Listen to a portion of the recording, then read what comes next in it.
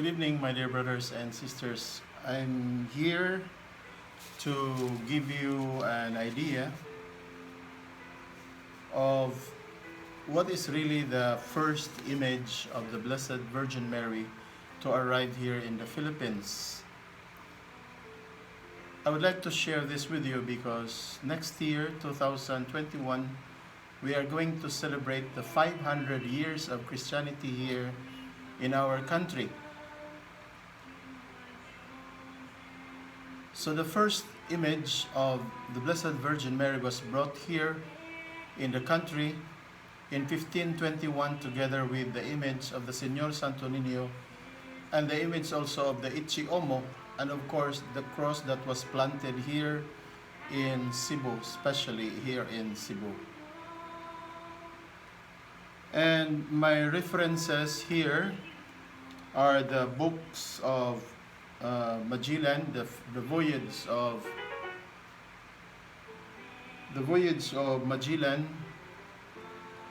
written by Antonio Pigapita, and also this photocopy from the book of La Virgen Maria Venerada in Sos Imágenes Filipinas by Padre Lorenzo Perez, written and published in 1902. And no, not in 1902 but 1904, sorry. And also the Madonnas in the Philippines, written by Lotgarda Aviado. So according to Magellan, according to Pigapita, in this book Magellan's Voyage, page 82, Pigapita said, "After dinner, our chaplain and some others of us went on shore to baptize the Queen, and she came with 40 ladies. And we led them on to the platform. Then we caused her to sit on a cushion, and her women about her, until the priest was ready.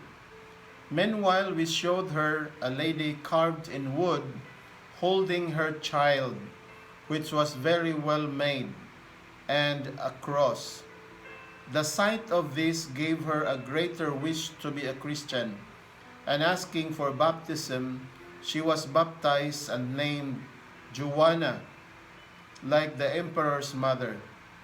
The prince's wife, the daughter of that queen, had the name Catherine, the queen of Mazoa, Isabio, and all the others had each her name." So the queen had a baptismal gift.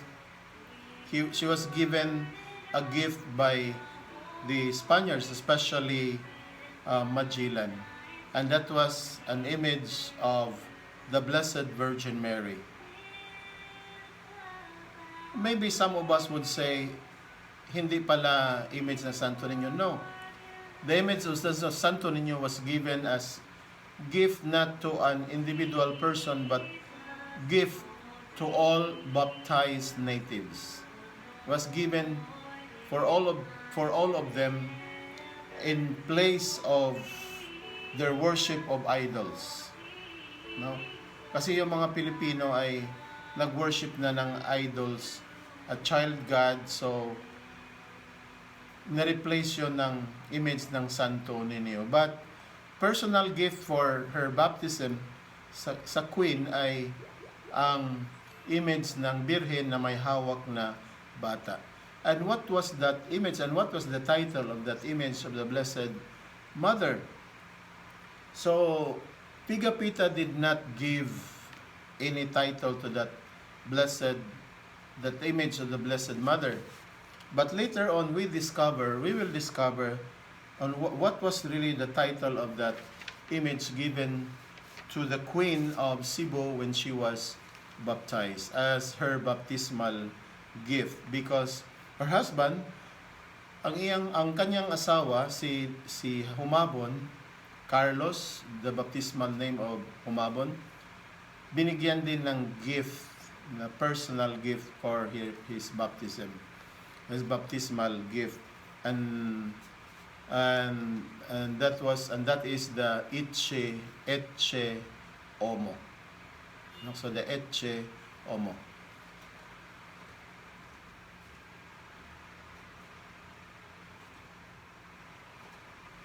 So ito po yung Etche Omo. This is the Etche Omo.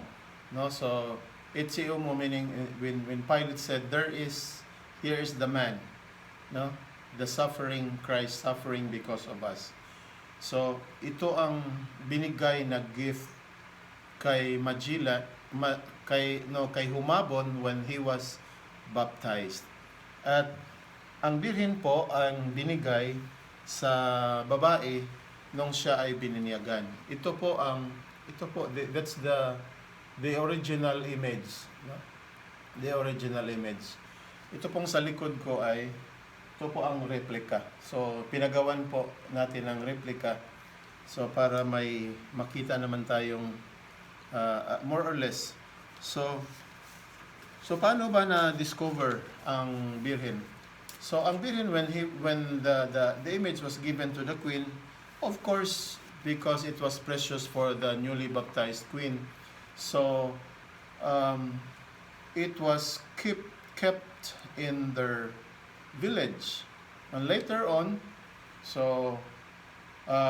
when the second expedition arrived here in the country, so the village was an abandoned village already. And when naisipan nilang magtayo ng Fortaleza de San Pedro, Fort San Pedro, one of the soldiers or men of Miguel Lopez de Legazpi found an image of the Virgin Mary floating, no, naka-float po sa well, doon sa balon. Tapos binigyan ng title ang birhen na Nuestra Señora de la Cota, Virgen de la Cota. And where did you get that story, Father? I got that story from the book, this one, from La Virgen Maria Venerada en sus Imágenes, Filipinas, as related by the author, Padre Lorenzo Perez, and the book was written in Spanish. And this part, so we made this translated in English by Miss Azucena Baby Pase. No? So, na-translate na into English. So, that's why I will read this to you. Nuestra Señora de la Cota, also known as Nuestra Señora de los Remedios.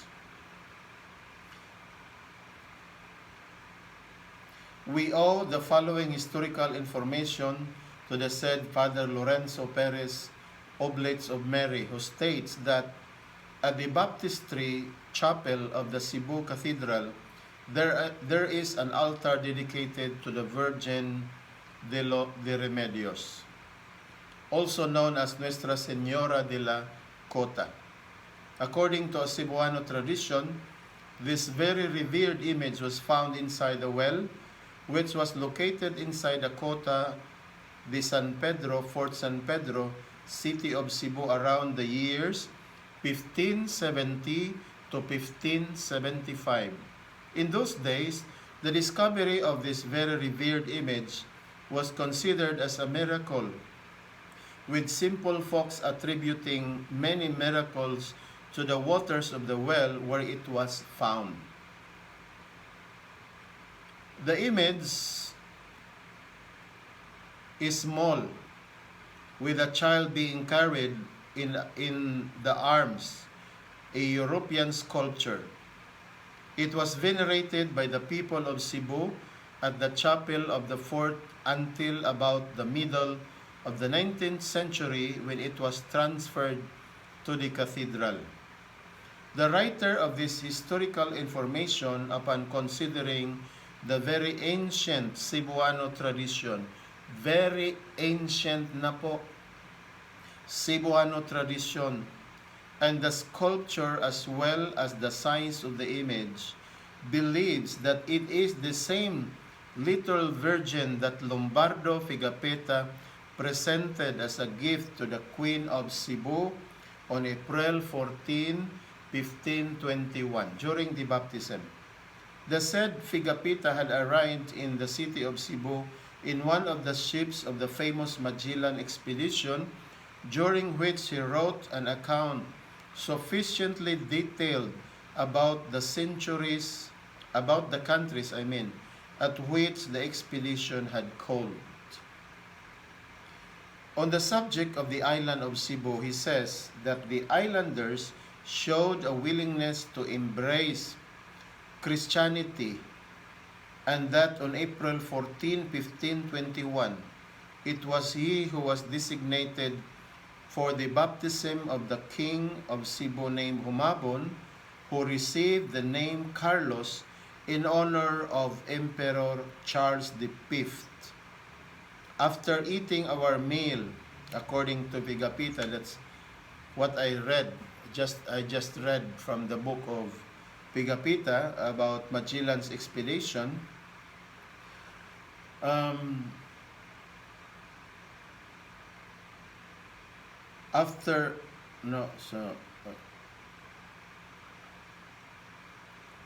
It was he who was designated in baptism. After eating our meal, according to Pigapita, we returned to shore to baptize the queen and many other women, going up the wooden platform with them. And I gave the queen a small statue representing the Virgin with the infant Jesus in her arms. So may hawak na bata. No? May hawak na bata. Which pleased her exceedingly, telling me that she would put it in place of her idols. The Queen of Cebu, like all the Cebuanos who became Christian converts without having received any instructions, reverted to their cult of worshiping their idols as soon as the Spaniards departed. The fact is that when the Legazpi expedition arrived 44 years later, there was not a single Christian around, either due to contempt of the Christian religion or for fear of the other heathens. The natives must have buried the image of the Virgin that was given by Pigapita, but the divine providence willed that it should be discovered in the first years of the evangelization of the Philippines. Nowadays, it is one of the images of Our Lady most widely venerated by the people of Cebu. Kasi if we go around of Cebu, there are so many chapels, and here in the Archdiocese of Cebu, so we have, I think, 3. We have 3 parishes under the patronage of Our Lady of Remedies. And if we try to search also on the books of the old books of baptism in old parishes of Cebu, there are so many women also named after that title of Our Lady Remedies, no, Remedios. So marami po, no? And so many chapels, not only in Cebu, but in the whole Visayas, there are so many chapels and parishes also under the patronage of Our Lady of Remedies. And even in Manila, the devotion to Our Lady of Remedies, and in Malate, no, came from Cebu, no. That's according to history. And also we have a great devotion in Pampanga, because the whole of Pampanga is under the patronage of Our Lady of Remedies. Kaso lang, ang iba na ang iconography ng Pampanga, walang hawak na bata. But originally, in Malati, mayroon pong hawak na bata ang birhen. Pero sa ngayon, I do not know why wala na, no? Pero that's the usual image of Our Lady of Remedies, because it was first named here in Cebu um, in the years of arrival of uh, um, Miguel Lopez de Legazpi. When the image was found, it was named then, given the title Our Lady of the Camp or the Lakota.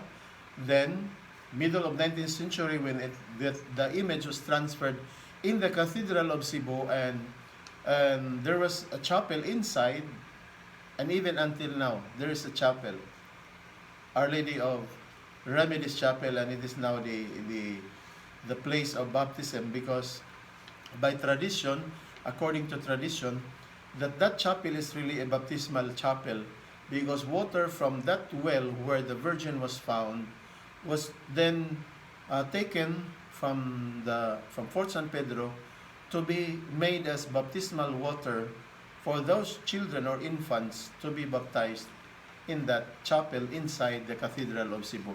And even until now, if we get inside the cathedral, just the moment we enter the main door, just at the left side, there is a chapel dedicated to Our Lady of Remedies, because it is the original place, really, where the image was, when it was transferred, it was where the image was enthroned.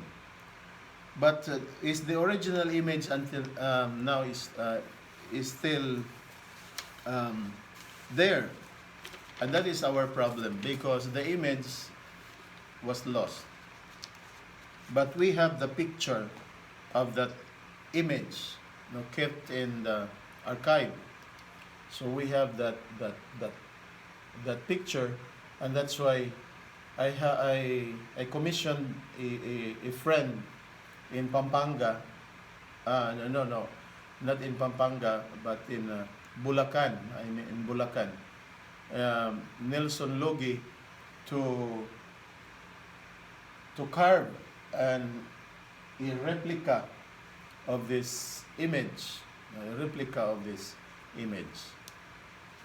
So, but according to some witnesses, there are some people also said, I do not know, but they said that the image is that original image, the old one, the one brought by Magellan here and given as gift to the Queen of Cebu, Humamay, whose baptismal name is Juana or Juana, that the image is still here, or just around here in the city of Cebu, and I do not know where it is. And I hope that unta na sana isauli yan sa place niya, and that is the cathedral. So of course, the Santo Niño de Cebu is the most precious gift, and another precious gift to the baptized queen is the image of Our Lady, and to the baptized queen, the image of the Itsiomo, kung makumpleto sana itong tatlo, no? So at least the two are there, no? The Itsiomo at the image of the Itsiomo and the Santo Niño andyan na po sa Basilica. Ang image ng Birhen na lang po ang kulang, no?